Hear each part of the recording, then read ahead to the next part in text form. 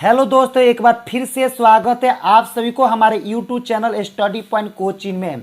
बने रहने के लिए दोस्तों, आज के वीडियो में हम आपको क्लास 10th का हिस्ट्री का ऑब्जेक्टिव बताऊंगा। आप लोग वीडियो को अंत तक देखना और सभी प्रश्नों को याद कर लेना। ये सभी प्रश्न आपको मैट्रिक एग्जाम के लिए काफ़ी इम्पोर्टेंट रहेगा। आप लोग वीडियो को जरूर अंत तक देखना। तो चले दोस्तों, हम वीडियो को स्टार्ट करते हैं। पहला हमारा प्रश्न है, इटली तथा जर्मनी वर्तमान में किस महादेश के अंतर्गत आते हैं? ऑप्शन नंबर ए होगा उत्तरी अमेरिका, ऑप्शन नंबर बी होगा दक्षिणी अमेरिका, ऑप्शन नंबर सी होगा यूरोप, ऑप्शन नंबर डी होगा पश्चिमी एशिया। तो सही जवाब होगा आपके ऑप्शन नंबर सी, यानी यूरोप। यानी इटली तथा जर्मनी वर्तमान में यूरोप महादेश के अंतर्गत आता है। क्वेश्चन नंबर दूसरा है कि फ्रांस में किस शासन वंश का पुनर्स्थापना बेना कांगड़े द्वारा की गई थी? तो ऑप्शन नंबर ए होगा हैप्स वर्ग, ऑप्शन नंबर बी होगा आर्लिया वंश, ऑप्शन नंबर सी होगा बुर्बो वंश, ऑप्शन नंबर डी होगा जारशाही। तो सही जवाब होगा आपके ऑप्शन नंबर सी, यानी बुर्बो वंश। यानी फ्रांस में बुर्बो वंश शासन वंश का पुनर्स्थापना बेना कांगड़े द्वारा की गई थी। इसका क्वेश्चन नंबर तीसरा होगा कि मेजनी का संबंध किस संगठन से था? ऑप्शन नंबर ए होगा लाल सेना, ऑप्शन नंबर बी होगा कार्बोनरी, ऑप्शन नंबर सी होगा फिलिप के हेटारिया, ऑप्शन नंबर डी होगा डायट। तो सही जवाब होगा आपके ऑप्शन नंबर बी, यानी कार्बोनरी। यानी मेजनी का संबंध किस संगठन से था? तो कार्बोनरी संगठन से था। इसके क्वेश्चन नंबर चौथा होगा कि इटली एवं जर्मनी के एकीकरण के विरुद्ध निम्न में कौन था? ऑप्शन नंबर ए होगा इंग्लैंड, ऑप्शन नंबर बी होगा रूस, ऑप्शन नंबर सी होगा ऑस्ट्रेलिया, ऑप्शन नंबर डी होगा फ्रांस। तो सही जवाब होगा आपके ऑप्शन नंबर सी, यानी ऑस्ट्रेलिया। यानी इटली एवं जर्मनी के एकीकरण के विरुद्ध कौन था? तो ऑस्ट्रेलिया था। इसके क्वेश्चन नंबर पांचवा होगा काउंट काबूर को विक्टर एमेनुअल ने किस पद पर नियुक्त किया? तो ऑप्शन नंबर ए होगा कि सेनापति, ऑप्शन नंबर बी होगा फ्रांस में राजदूत, ऑप्शन नंबर सी होगा प्रधानमंत्री, ऑप्शन नंबर डी होगा गृह मंत्री। तो सही जवाब होगा आपके ऑप्शन नंबर सी, यानी प्रधानमंत्री। यानी काउंट काबूर को विक्टर एमेनुअल ने प्रधानमंत्री के पद पर नियुक्त किया। इसे क्वेश्चन नंबर छठा होगा गैरीबाल्टी पेशे से क्या था? तो गैरीबाल्टी पेशे से क्या था? ऑप्शन नंबर ए सिपाही, ऑप्शन नंबर बी किसान, ऑप्शन नंबर सी जमींदार, ऑप्शन नंबर डी नाविक।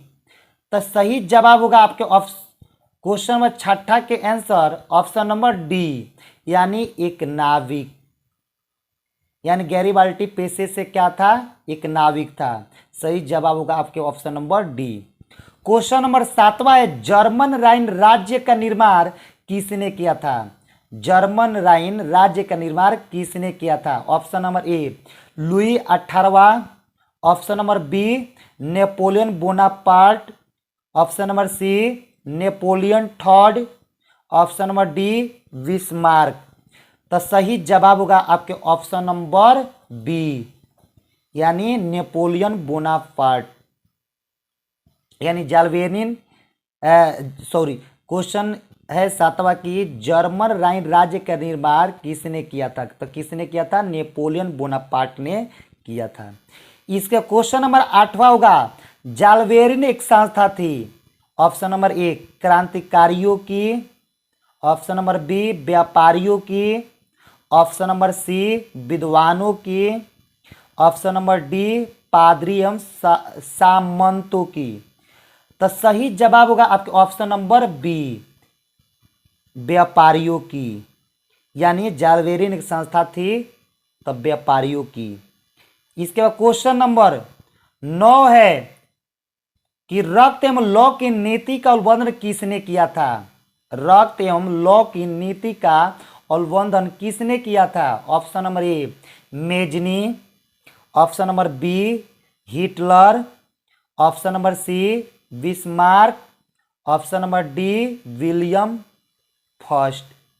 तो सही जवाब होगा आपके ऑप्शन नंबर सी यानी बिस्मार्क। यानी रक्त एवं लौ की नीति का उल्लंघन किसने किया था, तो बिस्मार्क ने किया था। इसके बाद क्वेश्चन नंबर 10वां है फ्रैंकफर्ट की संधि कब हुई।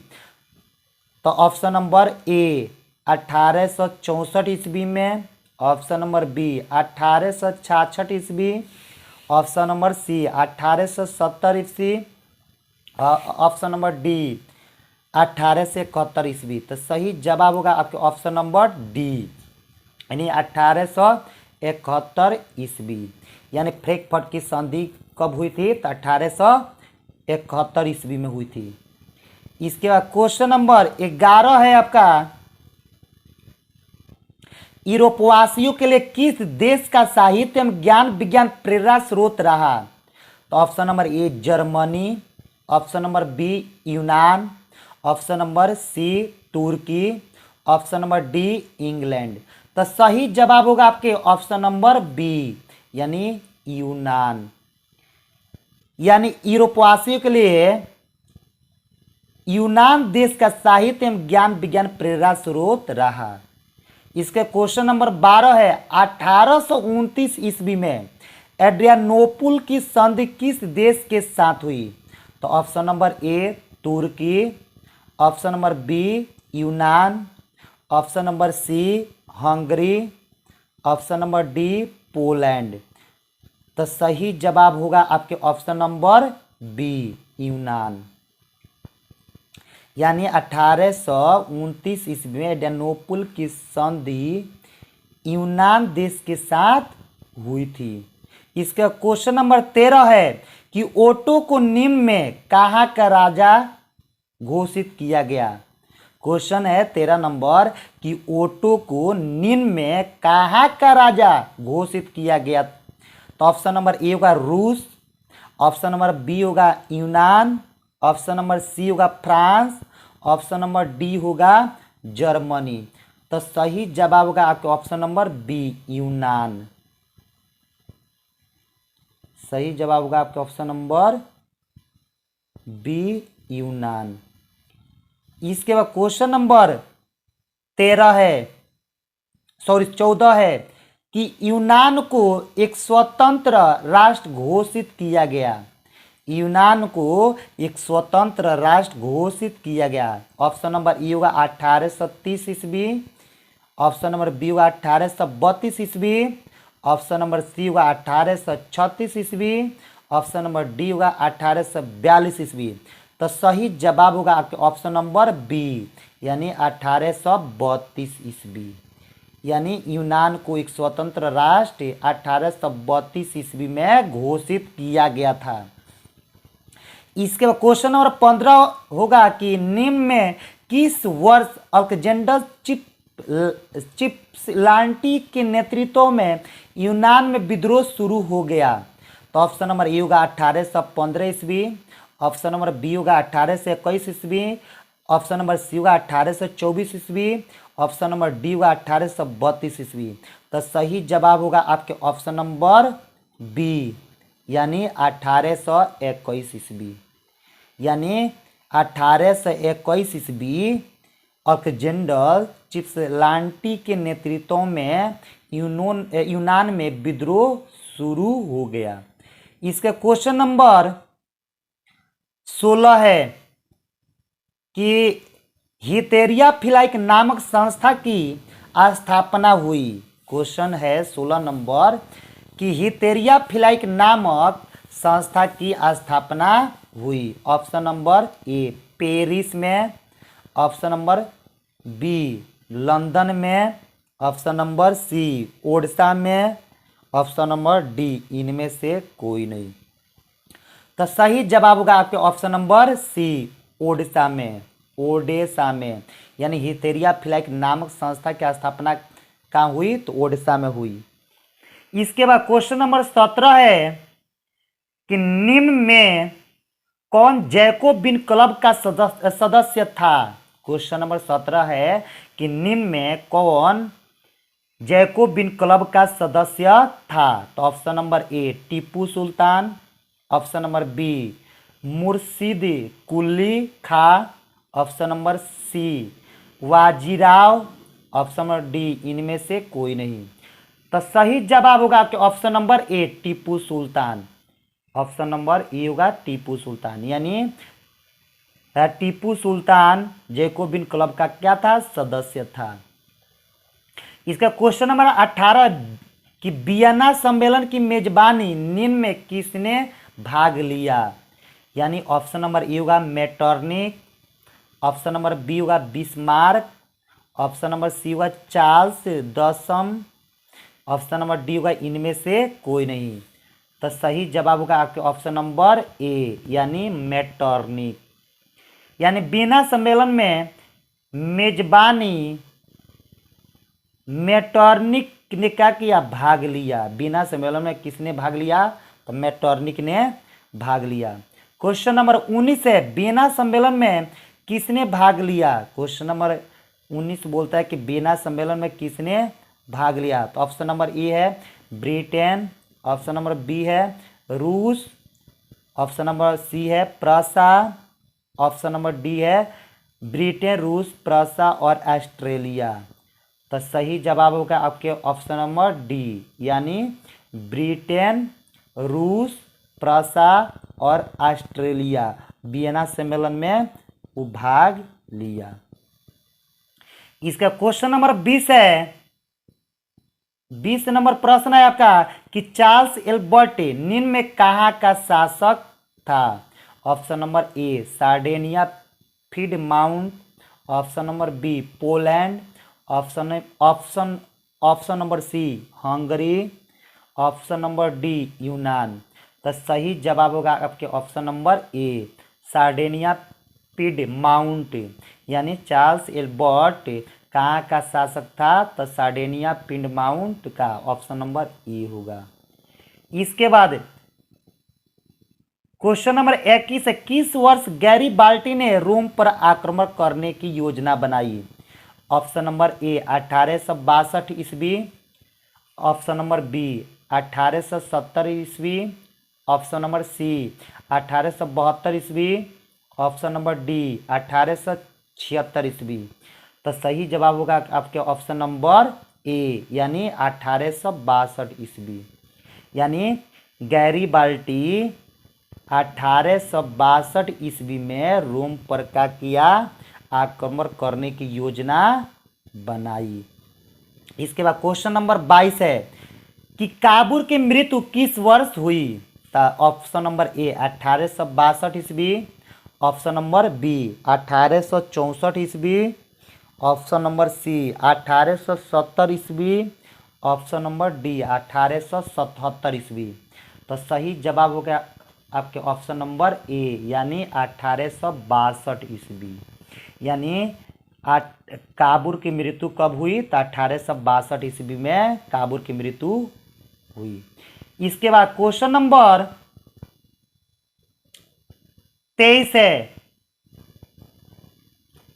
कि रूस में कृषक दास प्रथा का अंत कब हुआ? 23 नंबर क्वेश्चन है कि रूस में कृषक दास प्रथा का अंत कब हुआ? तो ऑप्शन नंबर ए 1861 ईस्वी, ऑप्शन नंबर बी 1862 ईस्वी, ऑप्शन नंबर सी 1863 ईस्वी, ऑप्शन नंबर डी 1864 ईस्वी। तो सही जवाब होगा आपके ऑप्शन नंबर ए यानी 1861 ईस्वी। यानी 1861 ईस्वी में रूस में कृषक दास प्रथा का क्या हुआ? अंत हुआ। इसका क्वेश्चन नंबर 24 है कि रूस में जार का अर्थ क्या होता था? ऑप्शन नंबर ए पीने का बर्तन, ऑप्शन नंबर बी पानी रखने का मिट्टी का पाव, ऑप्शन नंबर सी रूस का सामंत, ऑप्शन नंबर डी रूस का सम्राट। तो सही जवाब होगा आपके ऑप्शन नंबर डी, यानी रूस का सम्राट। इसके बाद क्वेश्चन नंबर 25 होगा, कार्ल मार्क्स का जन्म कहाँ हुआ था? Option number A England, option number B Germany, option number C Italy, option number D रूस। तो कार्ल मार्क्स का जन्म कहाँ हुआ था? तो जर्मनी में। ऑप्शन नंबर क्या हो जाएगा? बी। कार्ल मार्क्स का जन्म जर्मनी में हुआ था। इसका क्वेश्चन नंबर 26 है कि साम्यवादी शासन का पहला प्रयोग कहाँ हुआ था? क्वेश्चन नंबर 26 है कि साम्यवादी शासन का पहला प्रयोग कहाँ हुआ था? तो ऑप्शन नंबर ए रूस, option number B Japan, option number C चीन, ऑप्शन नंबर डी क्यूबा। तो सही जवाब होगा आपके ऑप्शन नंबर ए, यानी रूस, यानी साम्यवादी शासन का पहला प्रयोग रूस में हुआ था। क्वेश्चन नंबर 27 है, यूरोपियन समाजवादी कौन नहीं था? क्वेश्चन नंबर 27 नंबर है कि यूरोपियन समाजवादी कौन नहीं था? तो option number A Louis Blanc, option number B Saint Simon, option number C Karl Marx, option number D Robert Owen. तो सही जवाब होगा आपके ऑप्शन नंबर सी, यानी कार्ल मार्क्स, यानी यूरोपियन समाजवादी कौन नहीं था? तो कार्ल मार्क्स नहीं था। इसका क्वेश्चन नंबर 28 है, वार एंड पीस किसकी रचना है? वार एंड पीस किसकी रचना है? ऑप्शन नंबर ए होगा Karl Marx, option number B होगा टॉलस्टॉय, ऑप्शन नंबर सी होगा दोस्तोयेव्स्की, ऑप्शन नंबर डी होगा एंजेल्स।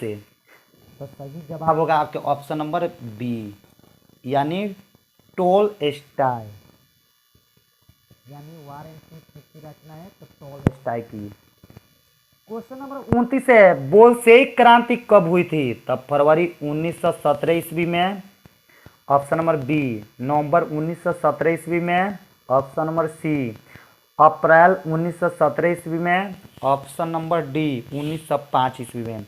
तो सही जवाब होगा आपका ऑप्शन नंबर बी, यानी नवंबर 1917 ईस्वी में। बोल्शेविक क्रांति कब हुआ था? तो नवंबर 1917 ईस्वी में हुआ था। नवंबर 1917 ईस्वी में बोल्शेविक क्रांति हुआ था। इसके बाद क्वेश्चन नंबर 30 है, लाल सेना का गठन किसने किया था? क्वेश्चन 30 नंबर है कि लाल सेना का गठन किसने किया था? Option number A Karl Marx, option number B Stalin, option number C Trotsky, option number D Kerensky. तो सही जवाब होगा ऑप्शन नंबर सी, सॉरी 30 के बी स्टालिन। क्या होगा? सही जवाब होगा आपके ऑप्शन नंबर बी स्टालिन, यानी लाल सेना का गठन किसने किया था? तो स्टालिन ने किया था। इसके बाद क्वेश्चन नंबर 31 है आपका कि लेनिन की मृत्यु कब हुई? क्वेश्चन नंबर 31 है कि लेनिन की मृत्यु कब हुई? तो ऑप्शन नंबर ए 1921 ईस्वी, ऑप्शन नंबर बी 1922 ईस्वी, ऑप्शन नंबर सी 1923 ईस्वी, ऑप्शन नंबर डी 1924 ईस्वी। तो सही जवाब होगा ऑप्शन नंबर डी, यानी 1924 ईस्वी।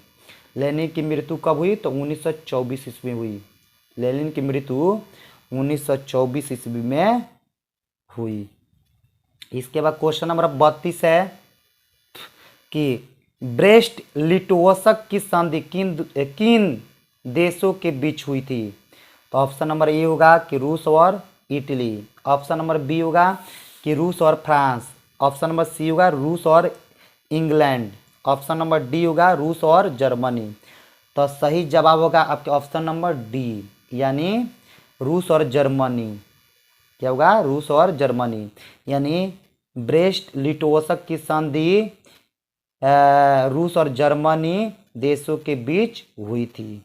इसके बाद क्वेश्चन नंबर 33 है 33 नंबर प्रश्न है कि समाजवादी भावना का उदय मूलतः किस शताब्दी में हुआ था।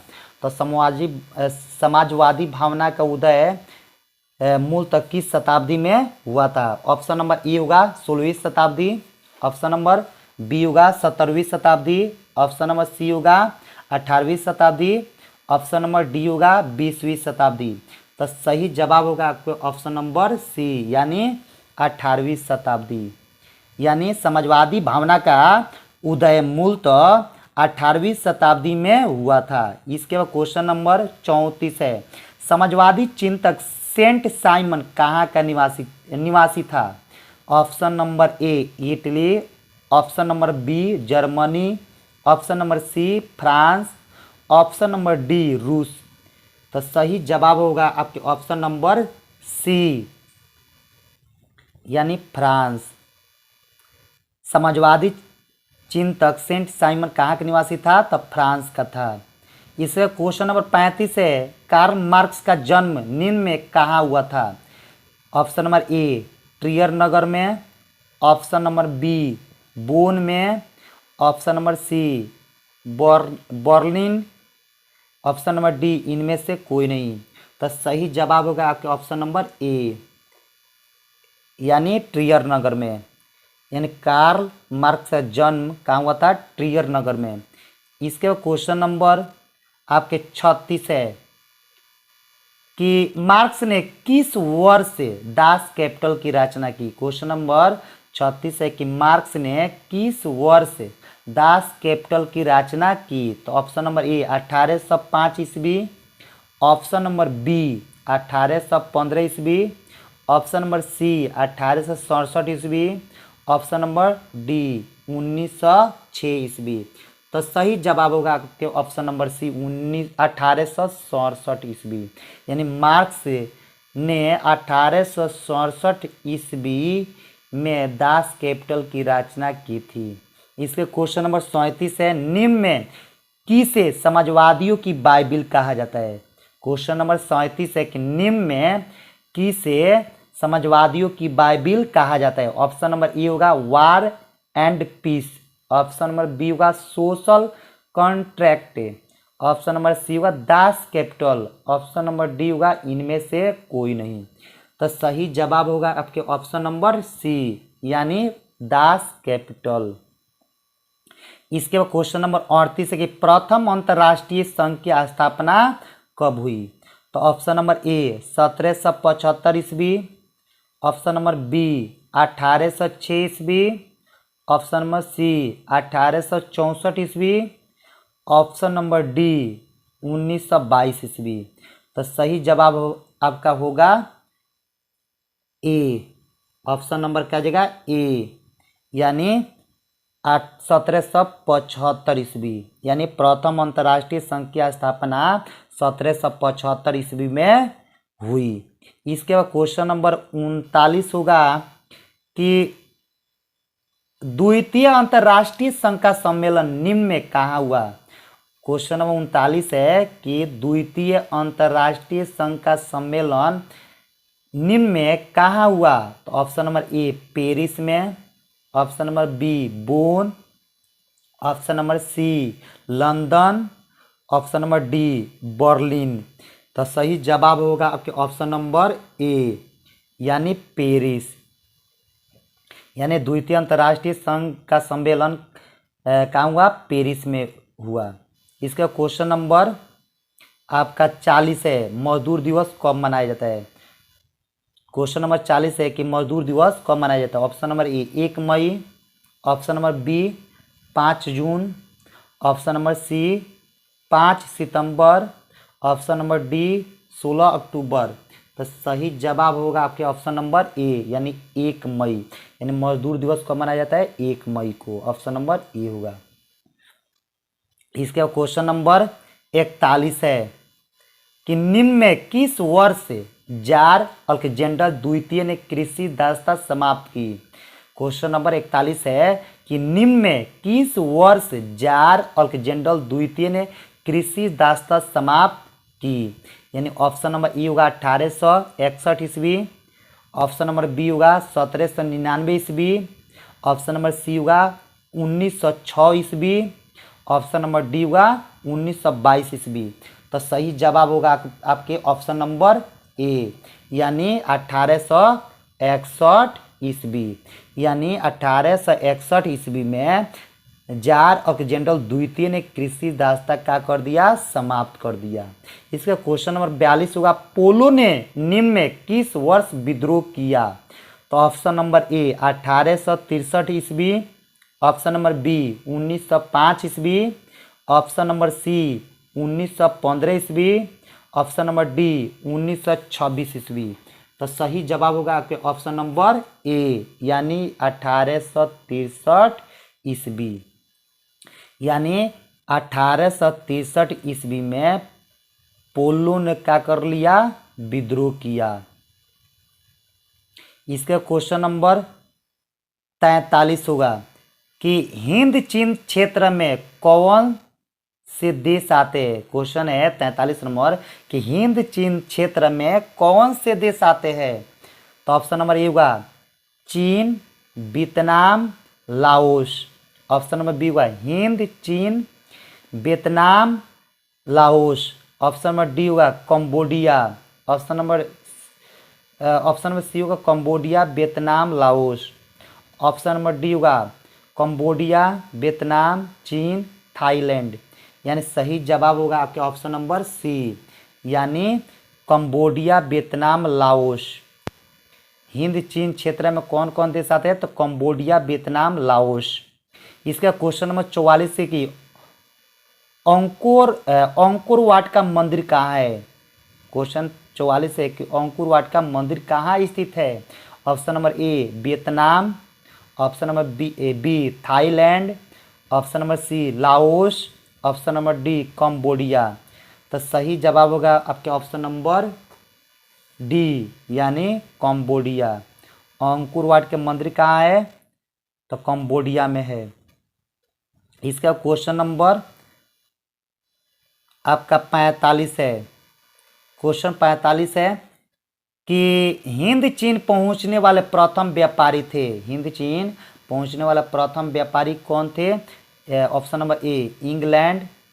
ऑप्शन नंबर बी फ्रांसीसी। ऑप्शन नंबर सी पुर्तगाल। Option number D Dutch. तो सही जवाब होगा आपके ऑप्शन नंबर सी, यानी पुर्तगाल। यानी हिंद चीन पहुंचने वाला प्रथम व्यापारी पुर्तगाल था।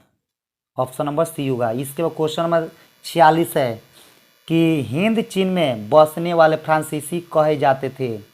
ऑप्शन नंबर ए फ्रांसीसी। ऑप्शन नंबर बी शासक वर्ग। Option number C Cologne. Option number D general. यानी सही जवाब होगा आपके ऑप्शन नंबर सी कोलोन। यानी हिंद चीन में बसने वाले फ्रांसीसी कोलोन कहे जाते थे।